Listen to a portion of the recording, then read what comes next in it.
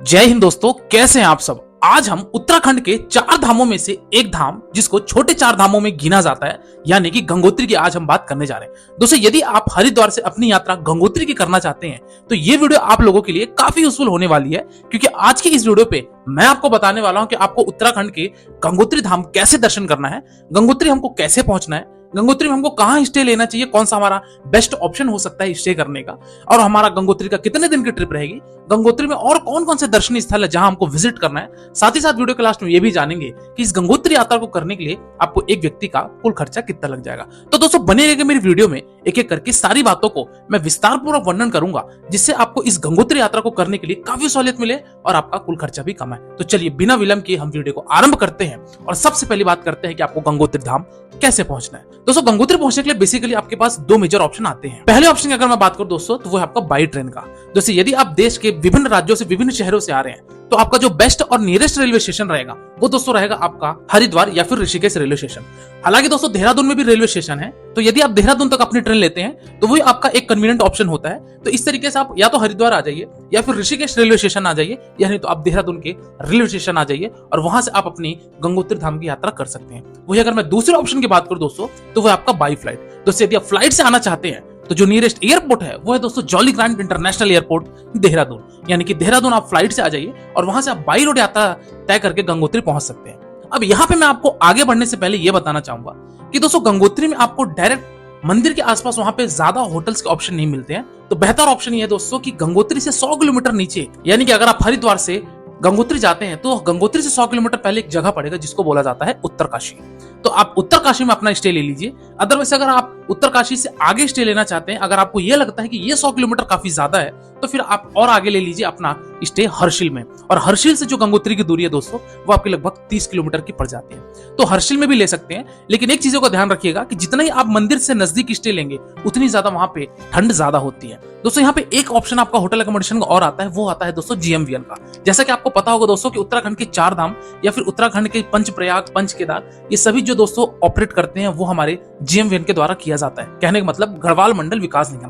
तो इनकी वेबसाइट है, इस GMVN वेबसाइट में जाके आप अपना स्टे बना सकते हैं। इनका अगर होटल स्टे की बात की जाए तो दोस्तों प्राइवेट होटल के तरह ही इसका रेट है, लेकिन इनका स्टे लेंगे अगर आप तो आपको हर्षिल में भी स्टे देखने को मिल जाएगा। गंगोत्री मंदिर के पास में भी इनका होटल अकोमोडेशन का ट्रस्ट का रूम बना है, वहां भी आप रह सकते हैं। साथ ही साथ आप चाहें तो उत्तरकाशी में भी यहाँ पे 1-2 GMVN के कॉटेजेस है और होटल्स हैं, तो वहां भी आप अपना स्टे बना सकते हैं। तो यदि आप गवर्नमेंट के थ्रू अपना होटल्स चुनना चाहते हैं तो वो भी आप वहां पे सेलेक्ट कर सकते हैं। तो इस तरीके से आप अपना स्टे बना लीजिए। अब हम बात करते हैं कि हमको हरिद्वार से या फिर देहरादून से या फिर ऋषिकेश से हमको गंगोत्री कैसे पहुंचना है। तो दोस्तों, यहाँ पे मैं आपको बताना चाहूंगा कि आप चाहे हरिद्वार आइए, चाहे ऋषिकेश आइए, चाहे आप देहरादून आइए, यहाँ से आपको बाई रोड यात्रा तय करके जाना पड़ेगा गंगोत्री। अगर आप टैक्सी लेके उत्तरकाशी में अपना स्टे लेते हैं तो अगर मैं हरिद्वार से उत्तरकाशी की डिस्टेंस की बात करूं दोस्तों, तो वो आपका 220 किलोमीटर की पड़ जाती है। वही अगर मैं बात करूं कि ऋषिकेश से अगर आप जाते हैं तो ऋषिकेश से जो उत्तरकाशी की दूरी होती है दोस्तों वो केवल और केवल 200 किलोमीटर की होती है।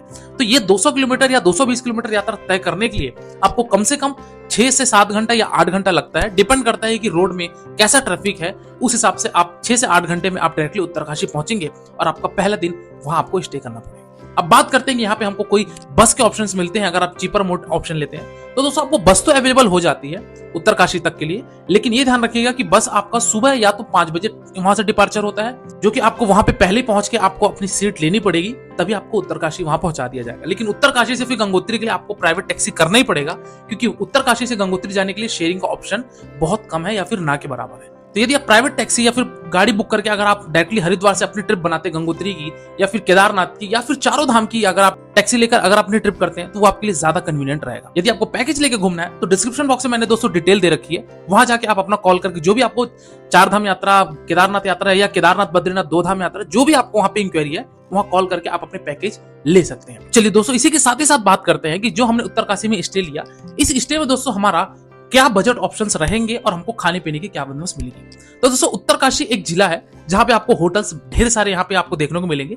आपको यहाँ पे अगर मैं कॉस्ट की बात करूं दोस्तों, तो यदि अगर आप अप्रैल मई में अगर आप गंगोत्री धाम जा रहे हैं तो यहाँ पे थोड़े से रेट हाई होते हैं। कहने का मतलब ये कि आप ये मान के चलिए कि 1000 रुपए पर पर्सन पड़ता है यहाँ पे आपको होटल्स के, और आप अपना वहां स्टे बना सकते हैं। वही अगर मैं बात करूँ, अगर आप थोड़ा डिलक्स या सुपर डिलक्स कैटेगरी में होटल्स लेते हैं तो फिर आपका रेट उतना ही बढ़ता जाएगा, 1500-1800 रुपए प्रति व्यक्ति के हिसाब से यहाँ पे चार्ज होता है। इसी के साथ ही साथ अगर बात करूँ कि खाने पीने की क्या बंदोबस्त है उत्तरकाशी में, तो उत्तरकाशी में किसी भी तरीके की आपको खाने पीने की ज्यादा दिक्कत नहीं है। यहाँ पे ढेर सारे आपको वेज रेस्टोरेंट, जैन होटल्स भी देखने को मिल जाएंगे, तो आप वहां जाके अपना भोजन ग्रहण कर सकते हैं। तो दोस्तों इस तरीके से आपका पहला दिन उत्तरकाशी में स्टे रहेगा। हरिद्वार से या ऋषिकेश से आप निकले और आप पहला दिन उत्तरकाशी अपना विराम ले लीजिए। दोस्तों ये गंगोत्री धाम या फिर उत्तराखंड के छोटे 4 धाम जितने भी हैं, इन सभी चारों धाम में आपके दोस्तों आपको जानकारी होगी कि केवल 6 से 7 महीने के लिए कपाट खुले होते हैं, क्योंकि ठंड के टाइम पे यहाँ पे बर्फबारी होने के कारण ये कपाट बंद कर दिए जाते हैं। तो ये हर साल आपको दोस्तों गर्मी के महीने में अक्षय तृतीया के समय इसके कपाट खोले जाते हैं, और दीपावली के अगले दिन यानी कि भाई दूज के दिन ये मंदिर के कपाट सभी चारों धाम के बंद हो जाते हैं। तो इसी टाइम पीरियड में आपको यहाँ पे इस चारों धाम की यात्रा करनी है या फिर गंगोत्री धाम की यात्रा करनी है आपको। चलिए दोस्तों अगली बात करते हैं कि डे नंबर 2 में अर्ली मॉर्निंग दोस्तों आपको 5 बजे 6 बजे आपको फ्रेश होकर आपको डिपार्चर लेना है अपने गंगोत्री धाम के लिए। उत्तरकाशी से जो गंगोत्री की दूरी है दोस्तों वो आपकी लगभग 100 किलोमीटर की पड़ती है।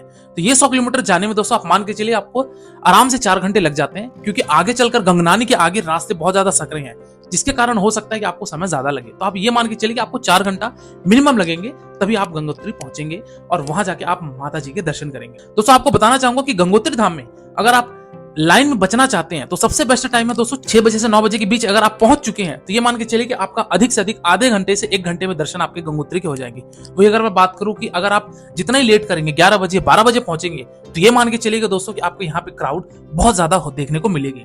तो बेहतर ऑप्शन ये है दोस्तों कि आप गंगोत्री पहुंचिए और आप टाइम से दर्शन कर लीजिए माता जी के, और वहां से अपनी नीचे की प्रस्थान कर लीजिए। तो दोस्तों ये रहा आपका गंगोत्री धाम का मेन पार्किंग स्टैंड, और यहाँ से आपको आधे किलोमीटर पैदल यात्रा तय करके जाना पड़ेगा।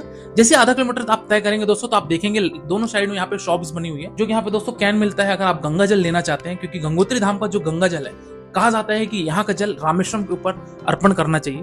तो इस तरीके से अगर आप जल रखना चाहते हैं और अगर आप अपनी रामेश्वरम की ट्रिप बनाएंगे तो आप वहां ले जाके भोलेनाथ के ऊपर चढ़ा सकते हैं। तो दोस्तों यहाँ से आप ये सब खरीद लीजिए, या फिर अगर आप कोई फूल प्रसाद लेना चाहते हैं तो इन सब के भी यहाँ पे स्टॉल्स देखने को मिलेंगे, और आप जय माता दी कहते हुए हर हर गंगे कहते हुए आप मंदिर प्रांगण में प्रवेश करेंगे। ये रहा दोस्तों गंगोत्री का मुख्य टेंपल, जो कि काफी खूबसूरत सा दिखता है। हालांकि दोस्तों गंगोत्री से गंगा नदी नहीं निकलती है, गंगा नदी दोस्तों निकलती है गंगोत्री से और 18 किलोमीटर आगे गौमुख नामक एक स्थान से।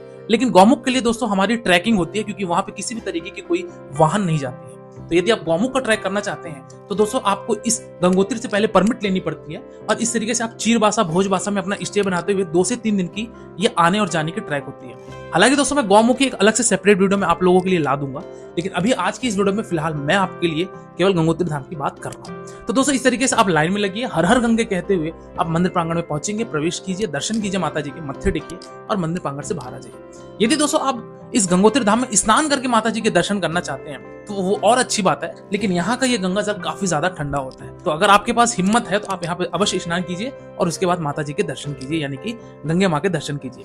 हालांकि दोस्तों इस नदी को गंगोत्री नदी का नाम नहीं दिया गया। ये नदी दोस्तों जो आपकी है ये भागीरथी नदी है। ये नदी का जो संगम दोस्तों आपका देवप्रयाग में होता है, वहां से ये नदी गंगा नाम धारण कर लेती है। चलिए दोस्तों तो ये बात है कि हमको गंगोत्री धाम में कैसे दर्शन करना है। दोस्तों यदि आप गंगा घाट पर कुछ पूजा अर्चना कराना चाहते हैं तो यहाँ पे भी आपको पंडित लोग दिखेंगे, तो वहां भी आप अपना पूजा अर्चना करा सकते हैं। साथ ही साथ यहाँ पे दोस्तों गणेश जी के मंदिर और विष्णु नारायण जी के भी मंदिर है यहाँ पे, तो उन सभी देवताओं के दर्शन कीजिए, और दर्शन करने के पश्चात आप वापस अपने उसी दिन गंगोत्री से उत्तरकाशी के लिए स्टे वापस ले लीजिए। तो यानी कि आप गंगोत्री से अगर रिटर्न जाएंगे तो अगेन आपको 3 से 4 घंटे लगेंगे, और 3 से 4 घंटे लगने के पश्चात आप लगभग रात के आसपास पहुंचेंगे उत्तरकाशी। उत्तरकाशी में अपना स्टे बनाइए और उस रात अपना विश्राम कर लीजिए। चलिए दोस्तों बात करते हैं हम अगले दिन के यानी कि डे नंबर 3 की। डे नंबर 3 से दोस्तों आप वहां से अपने रिटर्न बना सकते हैं हरिद्वार, ऋषिकेश या फिर देहरादून के लिए, जहां से भी आपकी ट्रेन या फिर फ्लाइट होगी, इस तरीके से आप रिटर्न हो सकते हैं। अगेन यहाँ से दोस्तों अगर आप उत्तरकाशी से हरिद्वार जाते हैं तो आप मान के चलिए कि 6 से 7 घंटे का सफर लगेगा और आप फाइनली हरिद्वार पहुंच जाएंगे। तो कुल मिलाकर ये कहना चाहिए कि यदि आप गंगोत्री यात्रा की ट्रिप करना चाहते हैं तो दोस्तों आपका 2 नाइट 3 डेज में आराम से आपकी इस गंगोत्री यात्रा का ट्रिप हो जाएगा। चलिए दोस्तों अगली बात करते हैं कि इस गंगोत्री धाम यात्रा को करने के लिए हमको एक व्यक्ति का कुल खर्चा कितना लग जाएगा। तो दोस्तों यदि मैं बात करूं कि यदि आप एक नॉर्मल और स्टैंडर्ड होटल्स में स्टे बनाते हैं और अपना खान पान भी नॉर्मल करते हैं, और यदि आप वहां पे टैक्सी हायर करके अगर आप गंगोत्री धाम करना चाहते हैं, कहने का मतलब ये है कि अगर आप प्राइवेट टैक्सी करके अप एंड डाउन करेंगे अपना गंगोत्री धाम, जो कि आपका मैंने बताया 2 रात और 3 दिन की ये ट्रिप बनेगी, तो आप ये मान के चलिए कि एक व्यक्ति को दोस्तों कम से कम 7 से 8 हजार रुपए खर्चा आएगा और आप आराम से इस गंगोत्री धाम की यात्रा कर लेंगे। दोस्तों इस 4 धाम यात्रा में जो सबसे ज्यादा पैसा खर्च होता है वो दोस्तों वो होता है सिर्फ ट्रांसपोर्टेशन पे, क्योंकि यहाँ पे उत्तराखंड के 4 धाम में ट्रांसपोर्टेशन काफी ज्यादा महंगा है। बाकी अगर होटल्स की बात की जाए तो होटल्स तो फिर भी भली भांति यहाँ पे नॉमिनल रेट रहते हैं, लेकिन यहाँ पे ट्रांसपोर्टेशन के खर्चे होने के कारण आपकी जो सारी यात्रा रहती है उस ट्रांसपोर्टेशन के कारण महंगी हो जाती है।